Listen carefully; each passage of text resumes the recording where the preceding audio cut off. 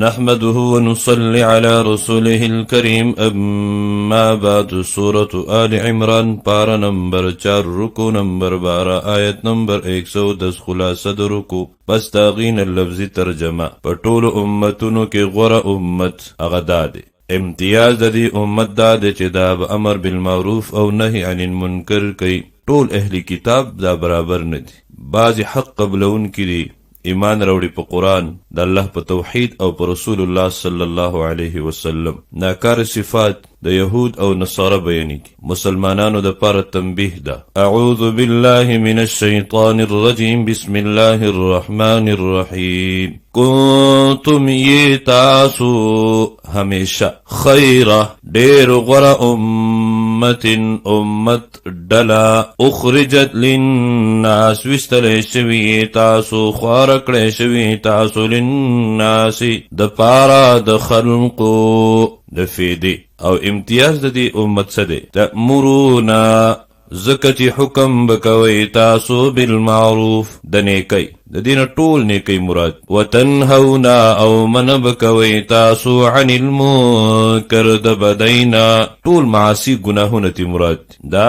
صفت په معنا د شرط دی د غوروالي د پر شرط دا دی چې دا به امر بالمعروف او نهی عن المنکر کوي دا صفت بزان کې پیدا کوي وتؤمنون بالله او ایمان بلرئ تاسو په الله ولو آمنوا کچری ایمان راوړي اهل الكتاب اهل کتاب هم لکان نخامخا وبا دا خیرا غرا لهم د دوی د پارا ډبل اجر بورته ملاوي منهم بعض د دوینا المؤمنون مؤمنان دي ایمان راوړون کړي واکثرهم او زیاد د دوینا الفاسقون نافرمان دي درې حالات د کفارو بیانېږي لن یضروکم هیڅ کله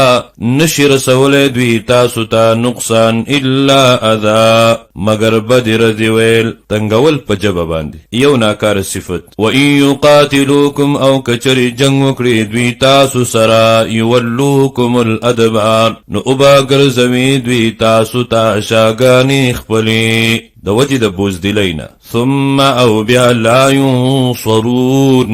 مدد به اونه کړی شي د دوی ناکاره صفت دا ده چې دوی به مدد نه کیږي درین ناکاره صفت دی آیت کې بیانېږي چې دوی ذلیل دي دوی په غضب د الله باندې مبتلا دي او دوی به همیشه بخل او فقر کې مبتلا وي ځکه چې دوی کفر کوي په آیاتونو د الله تعالی انبیا وجنې او نافرمانیانې کوي ضربت علیهم الذله وهلی شوي دي په دوی باندې ذلت اینما هر ځای ثقفو چې وموندلی شي دوی الا مگر چې مضبوط کړي ځان بحبل پرسۍ من الله د الله پورې ایمان راوړي وحبل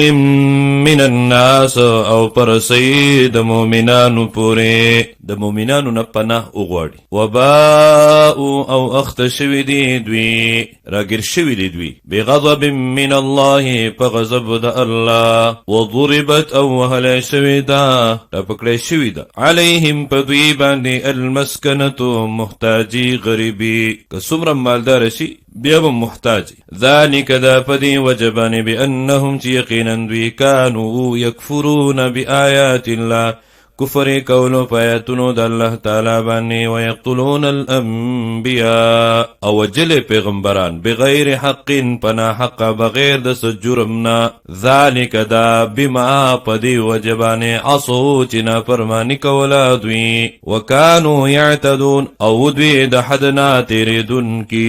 ټول اهل کتاب برابر نه دي ایمان راوړون کې هم شته دي به په دین باندې مضبوط ولاړي د الله دا قرآن آیتونه تلاوت کوي په شپه او سجدی کوي لیسو سواء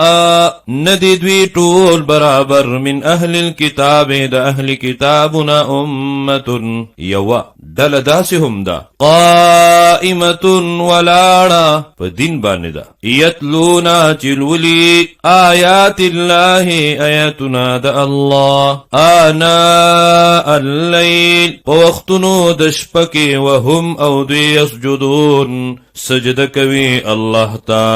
شپږ حالات بیانیږي. یؤمنون ایمان لري بالله په باندې والیوم الاخر او په ورځې وروستنۍ باندې. ویأمرون حکم کوي دوی بالمعروف د نیکۍ. وینهون او منع کوي عن المنکر د بدینا. ویسارعون او جلتی کوونکي دي فی الخیرات په کارونو د نیکو کې. واولئک او دغه کسان دغه ښکلي خلق ښکلي صفتونو والا من الصالحین د نیکانو ندي. وما يفعلوا او هغه چې کوي دوی من خیر څه د نیکینا فلن یکفروا نو هیڅ کله محرومه به نکړی شي د ثواب د هغې. والله علیم الله ښه پوهه دی بالمتقین په متقیانو پرهیزګارو باندې. تخویف دی د کفر سره. مال اولاد بدوی ته هیڅ نفع نه ورکوي او جهنم ته بځي. جهنم کې به همیشه. ان الذين یقینا هغه کسان کفرو چې کفر کړی دی لن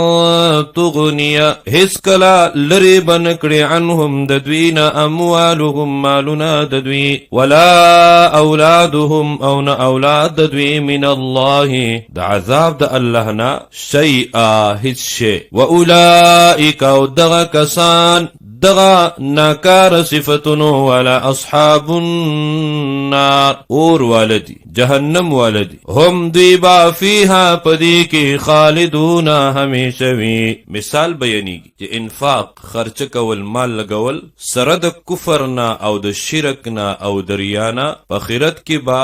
د ته هیڅ قسمه فایده او نفع نه ورکوي. مثل ما مثال د هغه چا ينفقون چې خرچ کوي دوی فی هذه الحیات الدنیا پدی ژوند د دنیا کې کمثل ریح پشان د داسې سیلی دی فیها صر چې وی په هغې کې سخت یخنی اور گلی گرمی اصابت چې ورسی داسلی حرث قوم فصل د قوم هغتا ظلمو انفسهم چې ظلمی کړوي په ځانونو خپلو باندې. دلته د ظلم نه مراد شرک کفر دی. فاهلکته نو برباد کړي هغه سیلی دی فصل لرا نو چې څومره مالونه یې لګولي په ښه کارونو کې لګولي خو کفر او شرک یې کړی هغې سره به دغه ټول ثوابونه ختم شي. وما ظلمهم الله او نه دی کړی ظلم په دوی باندې الله ولكن انفسهم یظلمون لیکن دوی په خپلو ځانونو باندې په خپله ظلم کوي. هغه کفر دی شرک دی کې ادب دی او تنبیه د مسلمانانو ته چې د کافرانو سره دوستی مه کوئ. دوی ستاسو د پاره نقصان نه کمی ستاسو په تکلیف باندې خوشحالیږي تاسو سره بغض او حسد او کینه ساتي. یا ایها الذین ای هغه کسانو آمنو چې ایمان مو راوړی دی لا تتخذوا منسی څوک بطانه رازدار دوست من دونکم سوا ای ایمان والو ستاسونا زکا لا یألونکم نکموی دوی تاسو تا خبالا په نقصان رسولو کې ودو غواړي دوی د زړه خوښوي دوی ما عنتم هغه چې تکلیف کې اچوي تاسو لرا قد یقینا بدت البغضاء ښکاره شوی دی بغض من افواههم د خولو د دوینا وما او هغه څه تخفي چې پټوي صدورهم سینې د دوی اکبر ډیر لوی دی د ښکاره کولونه. قد یقینا بینا بیان کړی دی موږ لکم الآیات تاسو ته نښې د دوی ان کنتم تعقلون کچرې تاسو عقل لرئ. دې کوم تنبیه ده خبرداری دی ادب دی مسلمانانو ته او د هغوی څلور ناکاره صفات بیانیږي چې تاسو سره محبت نه کوي ستاسو په کتابونو ایمان نه راوړي تاسو سره دوکه کوي او په تاسو باندې ډیر زیات غصه وي. ها انتم خبردار تاسو اولائی ای هغه کسانو مومنانو تحبونهم چې محبت کوي تاسو د دوی سره مینه ورسره ساتي او دوی څه کوي ولا یحبونکم محبت نه کوي مینه نه ساتي ستاسو سره وتؤمنون او منی تاسو بالکتاب کله کتابونه ټول او دوی ستاسو قرآن نه مني. واذا او هر کله لقوکم چې ملاقات وکړي دوی تاسو سره ناڅه په میلاو شي قالوا وای دوی آمنا منګ هم ایمان راوړی دی د خوشحاله کولو دپاره د فایدې او د نفع حاصلولو دپاره دا خبره. واذا او هر کله خلو چې ځان لشي ستاسو نه عضو نو چکونه لګوي علیکم الانامل ستاسو د وجنه په سرونو د ګوتو من الغیظ د وجې د غصې نه. قل ورته ووایه ای حبیب صلی الله علیه وسلم موتو مړه شئ بغیظکم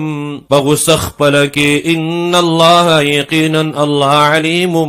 پوهه دی بذات الصدور پرازونو د سینو. ستاسو خوشحالي دوی نه برداشت کیږي او ستاسو په غم باندې دوی خوشحاله کیږي مخلص نه دي تاسو سره.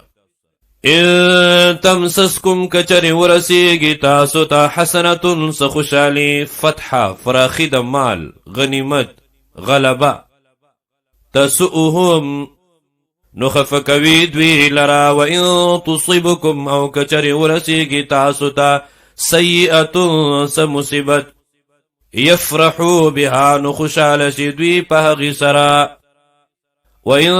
تَصْبِرُوا او که صبر وکړئ تاسو وتتقوا او تقوا اختیار کړه تاسو لا یضرکم نو ضرر نشي رسولی تاسو ته کیدهم